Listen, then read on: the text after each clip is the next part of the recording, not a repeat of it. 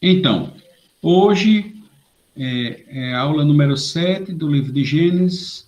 Essa é um movimento, uma iniciativa da Escola de Liderança e Ministérios da Primeira Igreja Batista de João Pessoa. Eu sou Ricardo Moreira, o professor. A gente, nas aulas passadas, a gente já viu os 7 dias de criação, como foi que Deus decidiu criar tudo que existe, e foi um Deus trino, Pai, Jesus Cristo e Espírito Santo, e quando ele terminou de tudo criar, no último dia ele viu que tudo era muito bom. Depois, em aulas subsequentes, nós vimos por que Satanás caiu, ele quis ser igual a Deus. Nós vimos a queda do ser humano e a gente viu a origem do mal. Também, depois que teve a queda do ser humano, lá no Éden, o ser humano adquiriu uma condição que Deus tinha planejado apenas para ele, que é saber o bem e o mal. Então, a partir de quando o ser humano teve essa noção do bem e do mal, houve consequências. E Deus, nessa conversa, ele vira para a serpente, para Satanás, e diz que ela era maldita entre todos os animais. Diz para Satanás que ele é maldito. Diz para a mulher que vai aumentar, a partir dali, o sofrimento na gravidez, e que aquele plano original de complicência, de amizade, que havia de ajudadora entre ela e o marido dela, não seria mais daquela forma. Haveria conflitos no casamento, sabe? No casamento, na convivência. Ao homem, disse que ele, antigamente, tinha sido criado para tomar conta do jardim, ali ia ter toda a alimentação que ele tinha necessidade, mas agora a terra ia criar espinhos e cardos. Cardos é um espinho mais duro, sabe, é uma coisa mais pesada. E agora do suor do rosto do homem ele vai comer, quer dizer assim, ele agora tem que trabalhar mesmo, e ele vai voltar à terra, porque da terra foi formada. A palavra terra é Adama, e Adão em hebraico é Adam, e é pó, e ao pó voltará, quer dizer, a morte vai acontecer, E aí, no meio dessa conversa, Deus vira para Satanás e diz: porém inimizade entre você e a mulher, entre sua descendência e o descendente dela. Este lhe ferirá a cabeça e você lhe ferirá o calcanhar. E aí foi que a gente estudou, e a gente viu que esse descendente dela é Jesus Cristo, e foi aí que a gente começou a estudar que Deus fala lá no Gênesis capítulo 3 sobre salvação. E a salvação é Jesus Cristo. Mas lá no Gênesis ele não ia dizer: olhe, o descendente vai ser Jesus Cristo, e ele vai ser o sacrifício perfeito, e ele vai pagar o preço, ele vai adotar vocês como filhos, ele vai me reconciliar com... Não, ele foi aos poucos mostrando, ao longo da Bíblia, como o que era salvação. Então, a ideia de salvação foi sendo construída. Para Deus, não, Deus já sabia de tudo, mas foi sendo manifesta, foi sendo entregue a nós, seres humanos, através da Bíblia, aos poucos. Começou com a ideia de livramento, depois com libertação do povo lá do Egito, do povo ter uma vitória com prosperidade, de redenção, de expiação ou propiciação, de justificação, de conversão, de plenitude, de arrependimento, de regeneração, adoção e, finalmente, reconciliação com Deus através de Jesus Cristo. Então, isso foi sendo construído ao longo da Bíblia. Deus nos informando como é. Existiam também outras consequências. A consequência mais óbvia que a gente não tratou e vai tratar a partir de agora foi que houve uma multiplicação muito grande do pecado no mundo. O ser humano começou a pecar com força, né?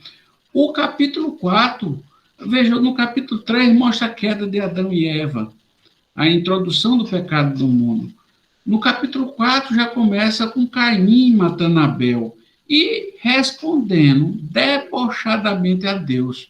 A gente viu que Adão teve relação com Eva de novo, e Adão teve um filho chamado Caim, e depois teve Abel, e a Bíblia diz que ao fim de certo tempo, quer dizer que não foi logo, certamente Adão e Eva tiveram outros filhos, muitos outros filhos, mas ao fim de um certo tempo, Caim trouxe o fruto da terra para oferecer ao Senhor, porque Caim trabalhava na terra. Abel trouxe as primícias do seu rebanho, né?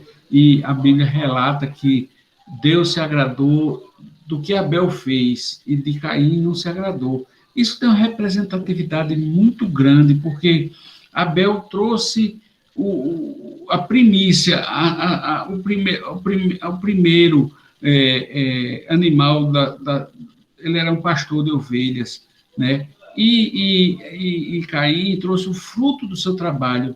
Assim, isso tem uma representatividade muito grande. A gente não consegue comprar Deus com o trabalho da gente. Não é isso que Deus, desde o início, mostra a gente que é o coração e não trabalho. Mas Caim ficou muito irritado e fechou a cara, a Bíblia diz. Aí o Senhor diz assim: ô Caim, por que é que você está irritado? Por que está com essa cara fechada? Se você fizer o certo, eu vou aceitar também. Olha, Caim, o pecado está batendo na sua porta. Ele bata aí. O desejo dele do pecado é contra você, mas é necessário que você domine o pecado. Já em Gênesis, mostrando a gente como a gente é tentado e como a gente tem que se dominar, né? E passa-se um tempo, e a gente não sabe quanto tempo foi, mas a Bíblia não diz exatamente, mas a narrativa muda de tempo, e a narrativa diz assim: Caim disse a Abel, seu irmão, vamos no campo. E quando eles estavam no campo, Caim se levantou contra Abel e matou. Olha aí. Depois não diz quanto tempo foi, mas o Senhor disse a Caim: ô Caim, onde é que está Abel? E ele respondeu: não sei, por acaso eu sou o guardador do meu irmão. E inclusive a gente viu na aula passada que essa palavra guardador é Hashomer. É como se Caim estivesse debochando do Senhor Deus, dizendo assim: oxe, eu sei lá de meu irmão, mentindo, né? Eu sou babá de meu irmão, né? Quer dizer, deboche, sabe? Na nossa linguagem atual, depois, aí eu estou, isso até estou só dando aula, né? Depois de Caim ter debochado de Deus, ele bateu o pino como carro velho, né? Como a gente diz mesmo assim, porque na hora que Caim viu que tinha feito besteira, aí Caim disse ao Senhor: meu castigo é tão grande que eu não poderei suportá-lo. Tu me expulsas da face da terra, e da tua presença eu terei que me esconder, serei fugitivo. Quer dizer, em outras palavras, Caim estava dizendo: meu pecado não tem perdão, não, é? Aí Deus olha para ele e diz assim: não, se alguém matar Caim, será vingado 7 vezes. E o Senhor pôs um sinal em Caim para que, se alguém viesse a encontrá-lo, não o matasse, né? Esse sinal em Caim, a palavra hebraica é ot, que é sinal, é emblema, é símbolo. né? É a mesma palavra hebraica que a Bíblia usa, que Moisés usa, quando Deus faz uma aliança com Noé, lá depois do dilúvio, e mostra que vai aparecer o arco-íris como um sinal, né? Então, é Deus mostrando, olha um sinal aí que eu não vou, é um sinal de Deus. E minha gente, esse sinal é Jesus Cristo no Novo Testamento, é Jesus Cristo na minha vida e na sua vida. Veja que, desde agora, ninguém me moleste, porque trago no meu corpo as marcas do Senhor Jesus. É o que Gálatas 6, 17, Paulo diz lá, né? Mas a coisa ficou muito feia nessa época. O pecado cresceu muito. Veja, um descendente de Caim, né, Lameque, os nomes se repetem, viu? Esse Lameque era descendente de Caim. Caim era a quarta geração dele, antes, né? Veja, Caim teve Enoque, esse também é outro Enoque, não é o Enoque que andava com Deus. Caim, Enoque, Irade, Meujael e Lameque, né? A Bíblia diz que Lameque disse às suas esposas, Ada e Zila, quer dizer, já começou a bigamia aí com Lameque. Ouça o que eu digo, matei um homem porque me feriu e um jovem porque me machucou.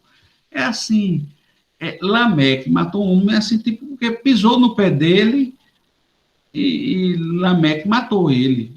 A coisa já começou a ficar feia. Gênesis capítulo 6 diz que quando as pessoas começaram a se multiplicar sobre a face da terra, tiveram filhas, os filhos de Deus viram que as filhas dos homens eram bonitas e tomaram para si aquelas que entre todas mais lhe agradavam. Então o Senhor disse: o meu espírito não agirá para sempre no ser humano, pois esse é carnal, e os seus dias vão ser 120 anos. A partir dali, Deus não estava mais aguentando. Disse: olha, vocês só vão durar 120 anos. Aí a Bíblia relata: naquele tempo haviam nefelins na terra, e também depois, quando os filhos de Deus possuíram as filhas dos homens, as quais lhe deram filhos. Esses foram valentes, homens de renome na antiguidade, né? Esses nefelins, em algumas Bíblias, está traduzido como gigantes, né? A palavra hebraica, lá em Gênesis capítulo 6, versículo 6, é Hanefelins. E Hanefelins também quer dizer valentes, homem de renome, homem feroz, homem violento, homem bruto. Não necessariamente homem gigante. Algumas Bíblias já traduziram como homens gigantes, e pode ter sido homens gigantes, porque homens gigantes davam medo, né? Veja, existem 3 teorias sobre quem eram esses nefilins e quem eram esses filhos de Deus que tomaram para si mulheres filhas de homens, né? Existe uma porção de teólogos, Caio Fábio é um deles, que tem certeza, ninguém tem esse tipo de certeza, que esses filhos de Deus eram anjos caídos. E quando esses anjos caídos, eles se apoderaram de algum corpo, uma possessão de algum corpo de um ser humano, eles foram e tomaram para si mulheres e tiveram filhos. Então nasceu uma raça híbrida, e essa raça híbrida seriam os Nefilins, seriam homens mais ferozes, homens até maiores de altura. Existem vários teólogos que pensam dessa forma, né? Existem uma linha de teólogos menos do que isso, que acham que não, que isso é uma posição política, que os filhos de Deus era uma linguagem para dizer assim: no meio desse povo existem os homens mais nobres, assim, não existiam ainda os sacerdotes, ainda a gente não está nesse tempo, mas seria assim, algumas pessoas mais influentes que se casariam com mulheres não tão influentes, como plebeias, mas é muito pouca gente que acredita nisso. E alguns outros teólogos, como o Nicodemo, Augusto Nicodemos, lá o presbiteriano, ele acredita que isso é uma linguagem espiritual, que os filhos de Deus, na verdade, são os descendentes de Sete, e as filhas dos homens são filhas descendentes de Caim. Por quê? Porque a Bíblia relata, e a gente vai ver agora, né, que vai ver daqui a um minuto, que Eva teve Sete, que foi para o lugar de Abel, e se começou novamente a fazer louvores ao Senhor. Então, a descendência de Sete seriam os filhos de Deus, e a descendência de Caim, filhos dos homens.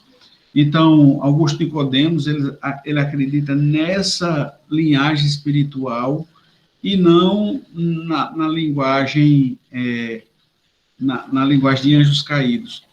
Mas ele admite que existe muita gente boa, muita gente inteligente que acha que são anjos caídos que vieram aqui no planeta e tiveram relação sexual com mulheres e nasceu uma raça híbrida. E isso seria por quê? Porque Satanás, tendo escutado de Deus que o descendente da mulher era que ia esmagar a cabeça dele, ele estaria, assim, criando uma raça híbrida, uma raça mais forte para aniquilar a raça humana. Esses gigantes, eles aniquilariam a raça humana. Augusto Nicodemos não acredita nisso, porque quando se fala de filhos de Deus, não se fala que são anjos caídos, se fala, toda vez que a Bíblia fala de filhos de Deus, são anjos sem ser os caídos. Por isso que ele acredita que tem essa outra explicação. Mas, enfim, aconteceu alguma coisa nessa época que houve uma mistura, ou seja, de anjos caídos com mulheres, ou seja, da descendência de Sete com a descendência de Caim, e o pecado cresceu demais. Cresceu demais. E, na sequência, o Senhor viu que a maldade das pessoas havia se multiplicado na terra, e todo o desígnio do coração delas era continuamente mal. E o Senhor ficou triste, né? Em algumas Bíblias diz assim, e o Senhor se arrependeu por ter feito o ser humano na terra. Eu aprendi com Osana, minha líder de célula, que na célula, que ficou triste, Deus se arrependeu. Deus nem ficou triste, Deus também não se arrependeu. Isso é uma linguagem humana. Isso é que se chama de antropopatia, que é o escritor atribuir a Deus sentimento humano, como tristeza, arrependimento, para a gente que está lendo e entender como é que ficou o coração de Deus. Mas Deus não se arrepende de nada. Eu vou dar um exemplo assim, que é até um exemplo pobre, um exemplo ruim, pobre, mas para a gente entender. Deus o livre, você tem um filho que você sabe que é drogado, e você vê sinais que ele é drogado, você vê que ele é drogado, você sabe que ele é drogado, você sabe. Aí você sabe que ele começou a roubar para para comprar droga, você sabe disso, você tem certeza disso. Aí aconteceu um dia que seu filho foi preso roubando. Aí você vai na cadeia. Você ficou triste e se arrependeu porque você criou o seu filho. Não é que você já estava triste antes, você já sabia de tudo antes. Você não se arrependeu, você assim, é um sentimento tão grande. Então, isso é o que aconteceu na Bíblia, é uma antropopatia. A Bíblia atribui a Deus um sentimento que não é de Deus. Por isso que algumas Bíblias dizem que ele se arrependeu. Ele não se arrependeu. Mas isso é para a gente entender, né? A palavra em hebraico é vayanashem, que quer dizer ele sentiu um desgosto. É um sentimento humano, sentir o desgosto, né? E seguindo lá na frente, versículo 11 e 12, é que Deus diz assim que a terra estava corrompida à vista de Deus e cheia de violência. Deus olhou para a terra e eis que estava corrompida, porque todos os seres vivos haviam corrompido o seu caminho na terra, né? E Deus informa, olha, eu resolvi acabar com todos os seres humanos, porque a terra está cheia de violência por causa deles.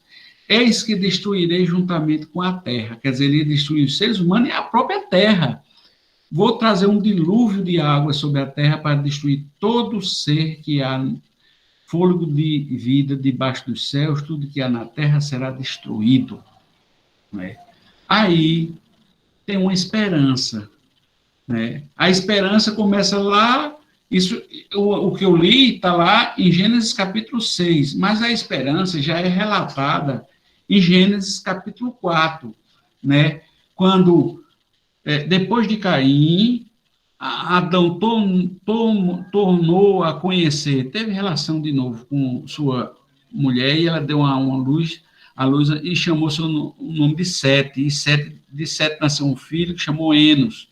Então se começou a invocar o nome do Senhor, quer dizer, restabelecer o culto ao Senhor, a descendência de Sete. E em Gênesis 5, Deus mostra quem são os descendentes de Sete. Enos gerou Cainã, Malalel, Gered gerou Enoque, esse Enoque gerou Matusalém, esse Enoque que andou com Deus, e andou Enoque com Deus, e não apareceu mais, porque Deus de si o tomou. Matusalém gerou Lameque, esse Lameque é primo do Lameque, descendente de Caim. Lameque gerou Noé, dizendo, esse nos consolará acerca de nossas obras. Né? E Noé, quando tinha 500 anos, gerou Sem, Cã e Jafé. Isso está... Se você contar, simplesmente contar a idade deles, entre Adão e Noé, se passaram 1.656 anos. Né? Então, Enoque, que andou com Deus, esse que andou com Deus, era bisavô de Noé. Né? E a história de Noé começa já Enoque sendo abençoado desde o nascimento. Veja, quando Lameque gerou Noé, disse, este nos consolará acerca de nossas obras e do trabalho de nossas mãos, por causa da terra que o Senhor amaldiçoou. Hebreus 11:7 afirma, pela fé, Noé, divinamente instruído acerca dos acontecimentos que ainda não se viam, e sendo temente a Deus, aparelhou uma arca para a salvação de sua casa. Hebreus, Novo Testamento, fala que Noé foi divinamente. E por que então Deus escolheu Noé? A Bíblia diz, em Gênesis capítulo 6, Noé, porém, achou graça aos olhos do Senhor. Noé era um homem justo e perfeito em suas gerações. Noé, igual a seu bisavô, veja, ele andava com Deus. O bisavô de Noé era Enoque. Então, Noé, igual ao seu bisavô, ele andava com Deus. Né? Então, minha gente, a gente chega à conclusão que, por causa do desgosto que Deus teve com o pecado do ser humano, a multiplicação do pecado foi que houve o dilúvio. A pergunta é, houve mesmo esse dilúvio ou é apenas uma lenda da Bíblia, como dizem a gente? É claro que houve, né? A Bíblia é a palavra de Deus e nunca se trata de uma lenda. O dilúvio houve, né? Veja, os antropólogos já localizaram que mais de 270 narrativas sobre o dilúvio fora a Bíblia, de povos e culturas diferentes no mundo inteiro. A Bíblia está relatada em escritos na China, na Índia, pelos Incas, pelos Maias, pelos Pascoenses, que é da Ilha de Páscoa, pelos Polinésios, pelos Caldeus, pelos Australianos, pelos Nórdicos, Celtas. Veja, a mais famosa, que é quase igual a essa, Gimalmesk, que foi uma parte que foi escrita na Babilônia. Os antropólogos, pelo contrário, quanto mais a história se repete, mais existe a possibilidade de se comprovar o fato que não foi uma lenda. Vários povos contam que houve o dilúvio. Em épocas diferentes, as pessoas contam, em continentes diferentes, contam que houve o dilúvio. Então, minha gente, o dilúvio não é. Para a gente é porque está na Bíblia e é a palavra de Deus, mas não é porque está na Bíblia e é uma palavra. É contada em várias narrativas, ela não é uma lenda, sabe? Então, sabendo disso, Deus ordena a Noé a construção da arca. Então, Deus disse a Noé, faze para ti uma arca de madeira, de golfe, diz até a madeira, farás compartimentos, passar betume, dessa madeira vai fazer 300 côncavos de comprimento, 50 côncavos de altura, 300 de largura, vai fazer andar de baixo, de cima, tu vai entrar com e vai entrar, eu vou mandar entrar 2 de cada espécie. Deu a instrução todinha. E a arca não era um barco pequeno não, viu, minha gente? Esses 300 côncavos, traduzindo para a linguagem que a gente entende hoje, a arca tinha aproximadamente 133 metros, de largura 23 metros e 14 metros de altura, sabe? Uma comparação, aí essa figura dá para a gente ver uma comparação do tamanho da arca, de um barco para um avião. Olhe a figurazinha de um ser humano, de um elefante em relação à arca. Então, a arca foi um barco gigantão mesmo, disse. No YouTube e em vários lugares dizem que essa é a foto da Arca da Aliança no Monte Ararat. Isso não é verdade, sabe? Dificilmente isso é a arca. Dizem que é a arca petrificada, porque a arca deve ter apodrecido, ou mesmo Noé deve ter desmanchado a arca para usar aquela madeira para fazer as casas dele. E se isso fosse verdade, não tinha quem não segurasse os antropólogos, os paleontólogos, para ir lá. Então, isso aí eu acho que é conversa do povo, não é a arca. Tá? Pelo fato de chamar Monte Ararat, é onde achar isso, não quer dizer que era o Monte Ararat da Bíblia. A gente não sabe exatamente qual era o Monte Ararat da Bíblia, sabe? Quem foi que entrou na arca? Noé, a esposa, filhos e noras, as esposas dele. E um casal de cada espécie de animais. E dos animais limpos, e 7 casais de cada espécie. Está lá em Gênesis 7:3. E como é que foi o dilúvio? As águas cobriram a terra, o monte mais alto, o Monte Everest, hoje a gente sabe que é Everest, sim, mas naquela época não tinha esse nome, nem era o Everest, mas se fosse o Everest, ficou o monte mais alto que tinha na Terra, ficou 8 metros abaixo, a água ficou 8 metros acima ainda.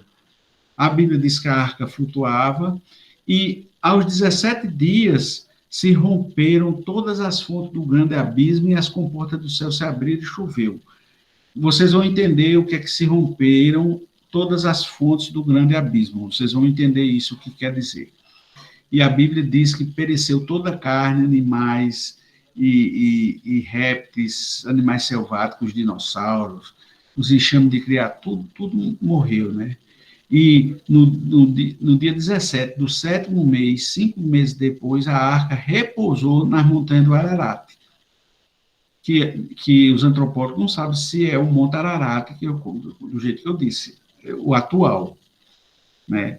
No 10º mês, a água começou a baixar, apareceu as montanhas. No mês 11, Noé solta um corvo, depois solta uma pomba.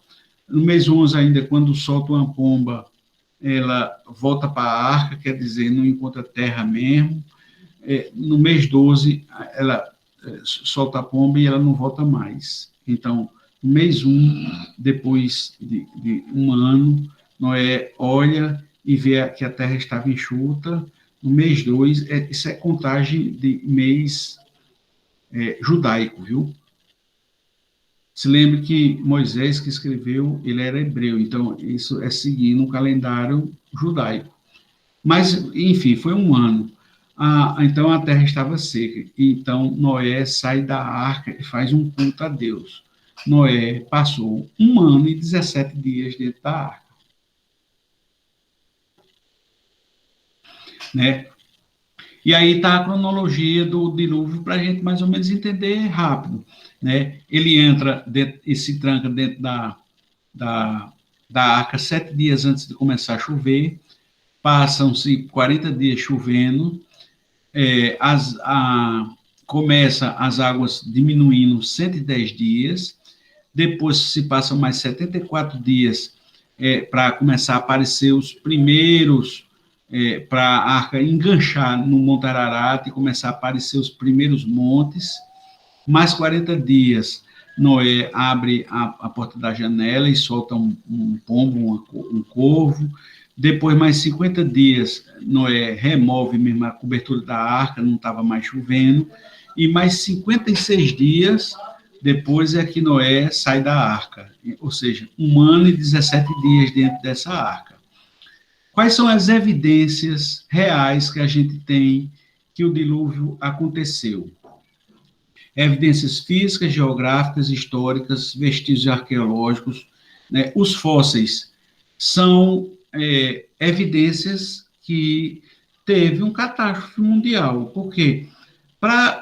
Minha gente, se eu ou você morrer, ou qualquer bicho morrer, apodrece, ligeiro, e sabe? E os ossos, eles se decompõem também. Demora um pouco, mas para virar fóssil, tem que ele morrer rápido, ele ser comprometido com preço rápido, e a água, a coluna d'água fazer uma pressão sobre ele para poder ele virar um fóssil. Então, os fósseis já são uma evidência de que houve uma catástrofe com muita água. Fósseis de árvores inteiras é outra evidência muito grande, porque, veja, se uma árvore inteira se transformada numa pedra, num fóssil, isso é uma coisa incrível, porque se a água fosse devagarzinho, pequenininha, pouquinho, a árvore ia morrer e ia apodrecer a árvore. Mas não, essa árvore foi coberta de uma maneira rápida. 40 dias ela foi coberta, 40 nada, foi coberta em 2, 3 dias coberta, e por isso virou um fóssil. Né? Rochas que foram dobradas pelo peso. Que peso foi esse que dobrou as rochas sedimentadas, dobradas? Esse peso foi o peso da água, né? E aí que eu disse a vocês que vocês iam entender como é que que a Bíblia relata que as barreiras se romperam e a água surgiu e depois começou a chover, é porque o planeta os cientistas já descobriram que era um continente só, a Pangeia. E certamente, quando ela começou a se separar, as placas tectônicas dela fizeram movimentos como você quando está brincando com um menino no mar, que faz assim, coisa que joga água na cara das pessoas. Então, as placas tectônicas, quando começaram a se separar, é o que a Bíblia relata, quase com certeza, das separações que houver, das cachoeiras que houver, que ela fez isso, então ela jogou água para cima. Então a água surgiu do chão e inundou, e a água choveu, né? E depois ela veio daí, e para onde foi a água, né? Então ela veio das placas tectônicas, do deslocamento, de uma profundidade de mais ou menos 12 mil metros, e para onde, quando se romperam todas as águas do grande abismo, né? E isso causou grandes tsunamis no mundo inteiro e inundações em todo o mundo. Essa foi da onde veio as águas, que eu expliquei. E depois, para onde é que a água foi embora? Salmo 104, 6 a 9 explica: tu a cobriste com o abismo como um vestido, as águas estavam sobre o monte, e tua repreensão fugiram, a tua repreensão. E a voz do teu trovão se apressaram, subiram os montes e desceram os vales.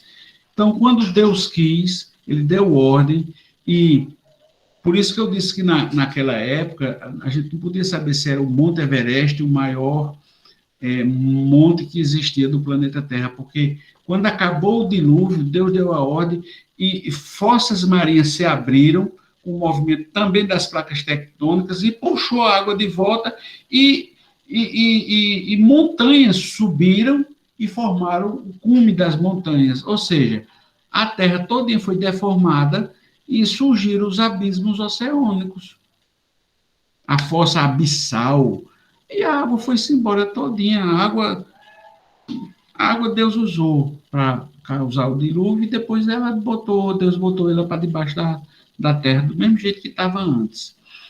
Mais uma prova são os períodos de glaciação que houve no planeta Terra. Houve pelo menos 6 períodos de glaciação no planeta Terra. Pode ser que no último período o que é o período de glaciação? Existem modificações no planeta, aonde o planeta vira literalmente uma bola de gelo, só tem pouca terra na região do Equador, ela congela tudo, e de uma forma que ainda não se explica por movimentos de erupções solares, essa bola de neve começa a derreter de vez e inundou o planeta, sabe? Os cientistas já descobriram que isso já aconteceu no nosso planeta pelo menos 6 vezes. 6 vezes. Talvez, na última vez, foi o que já existia, Deus já tinha colocado o ser humano, e Deus usou esse período de glaciação para começar o dilúvio. Mas tem prova à vontade que o dilúvio, só também não crê no dilúvio quem não quer, tu está entendendo? E depois do dilúvio, Deus abençoa Noé, faz um pacto e a vida recomeça, né? O Senhor estabelece 3 preceitos: que a vida se multiplicasse, e Cã, Jafé e Sem as suas esposas fizeram a multiplicação de novo da vida, os novos Adãos e Evas do planeta, né? Que se usasse com sabedoria os recursos naturais, os animais e vegetais, né? A partir daí se começou a alimentação animal, porque antes a alimentação que Deus tinha instruído era só vegetal, e que a ordem de Deus era que a gente não usasse nesse novo mundo a não violência, né? Porque violência se liga à inveja, à malícia, à crueldade, à falta de amor, à traição. Por isso que Deus monta um arco-íris e diz assim, olha, esse é o meu sinal para o pacto entre mim e a terra.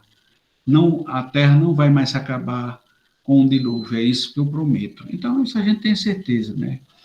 Então, Cã, Jafté e Sem começaram a povoar a terra, né?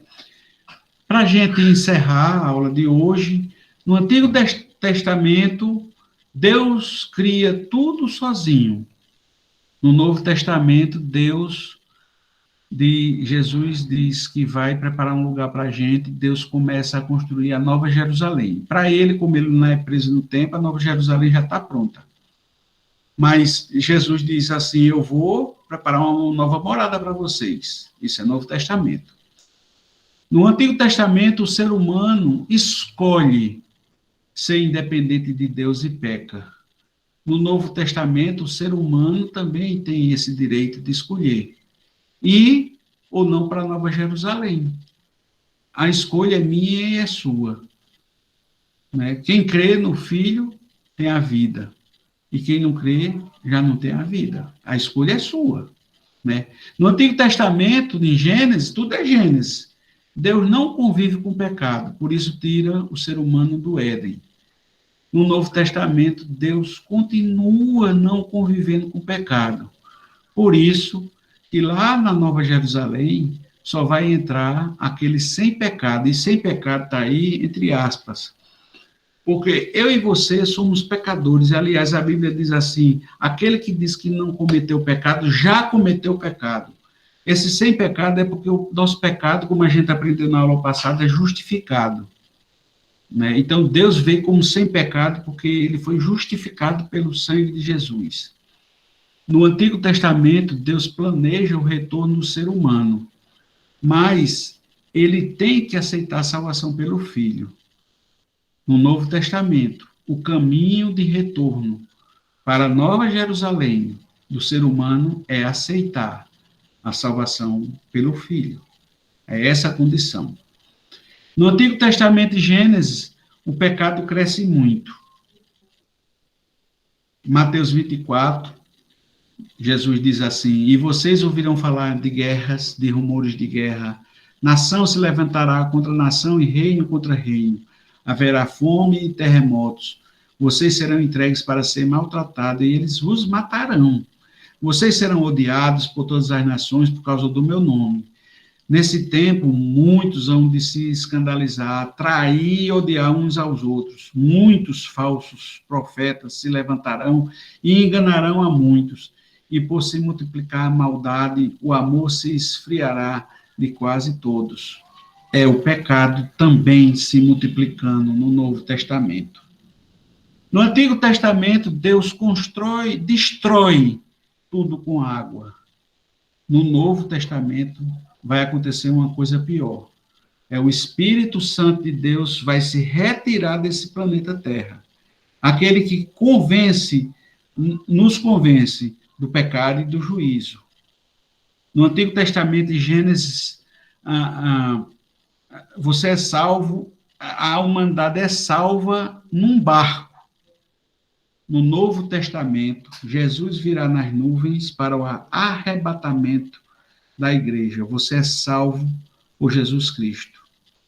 No Antigo Testamento, quem constrói esse barco de salvação é um homem justo, chamado de Noé.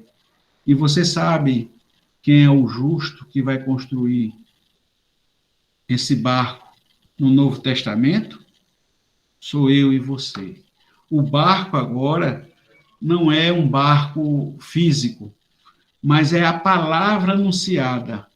Nós não somos justos como Noé, nós somos justificados pelo sangue. Então você, meu irmão, é justificado, e você é justificado, e você está construindo a arca que você está construindo é o caminho que vai levar a humanidade, vai salvar a humanidade para um novo mundo que está sendo criado.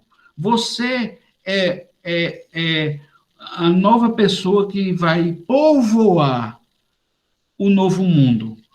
E essa povoação do novo mundo é através de você abrir a sua boca com a palavra de Deus, a palavra que salva, a palavra que é Jesus que salva.